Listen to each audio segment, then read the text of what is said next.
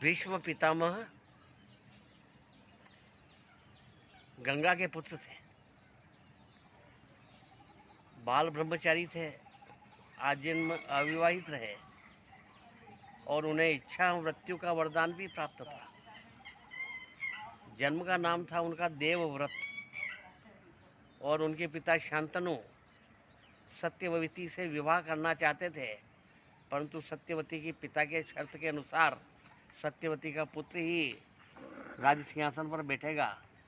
तब देवव्रत ने यह प्रतिज्ञा की कि मैं आजीवन अविवाहित रहूँगा और हस्तिनापुर के सिंहासन की रक्षा करूँगा। इस प्रतिज्ञा के कारण उनका नाम भीष्म पड़ा, क्योंकि ये प्रतिज्ञा भीष्म थी, इसलिए उन्हें भीष्म पितामह के नाम से जाना जाता है, जबकि उनका वास्तविक नाम देवव्रत था। जब वे अर्जुन के बाणों से बिंध गए और शरशैया पर सोए हुए थे, तब उन्होंने इच्छा मृत्यु का वरदान प्राप्त होने के कारण शरीर नहीं त्यागा, क्योंकि उस समय सूर्य उत्तरायण में था। जब उन्होंने कहा सूर्य जब दक्षिणायन में प्रवेश करेगा तभी मैं शरीर का त्याग करूँगा, क्योंकि उससे मेरा मोक्ष नहीं होगा। तो 25 दिसंबर का दिन जब आया और सूर्य उत्तरायण से दक्षिणायन में गया, तब उन्होंने अपना शरीर छोड़ा था। तो भगवान कृष्ण के आदेश के अनुसार 48 दिन तक युधिष्ठिर प्रतिदिन उनसे नीति का उपदेश लेने के लिए जाते थे। एक बार भगवान श्री कृष्ण ने उनसे युधिष्ठिर से कहा कि आप नीति का उपदेश भीष्म पितामह से लेने जाते हो, परंतु अपने पुरखों के पास में, पूर्वजों के पास में, परिवार के सबसे बड़े बुजुर्ग के पास में यदि कोई आदमी जाता है और नीति का उपदेश लेता है तो उसका काम ज्ञान अधूरा रहता है, क्योंकि उसे सब पत्नीक जाना चाहिए। इसलिए द्रौपदी को भी आप साथ ले जाओ। जब द्रौपदी से युधिष्ठिर ने कहा तो द्रौपदी ने इनकार कर दिया कि मैं तो उनके पास में नहीं जाना चाहती। तब बहुत अनुनय विनय करके न बड़ी मुश्किल से युधिष्ठिर समझा के द्रौपदी को लाए। द्रौपदी पास में खड़ी हो गई। भीष्म पितामह नीति की बातें करने लगे, युधिष्ठिर सुनने लगे। अचानक द्रौपदी को हंसी आ गई।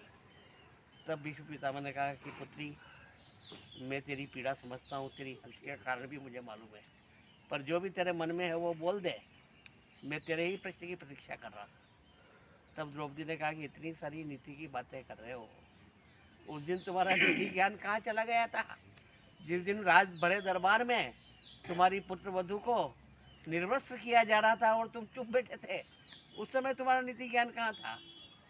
तब भीष्म पितामह ने कहा कि इसी प्रश्न की मैं प्रतीक्षा कर रहा था, और इसका उत्तर ये है कि मेरे शरीर के अंदर, मेरे रक्त के अंदर दुर्योधन का अनीति से कमाया हुआ धन का अन्न था, और अन्न से रस बनता है और रस से रक्त बनता है, और रक्त मेरी धमनियों में प्रवाहित था, इसलिए मैं नीति का निर्णय उस समय नहीं ले पाया।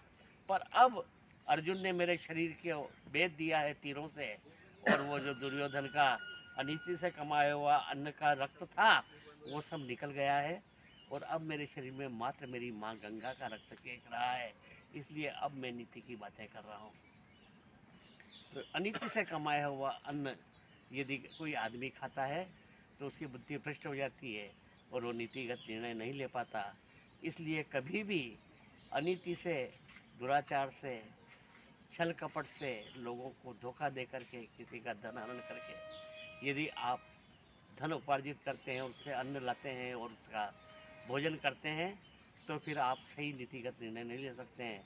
इसलिए हमेशा ईमानदारी और सच्चाई की राह पे चलें और उसी से कमाए हुए धन से अपना जीवन निर्वाह करें।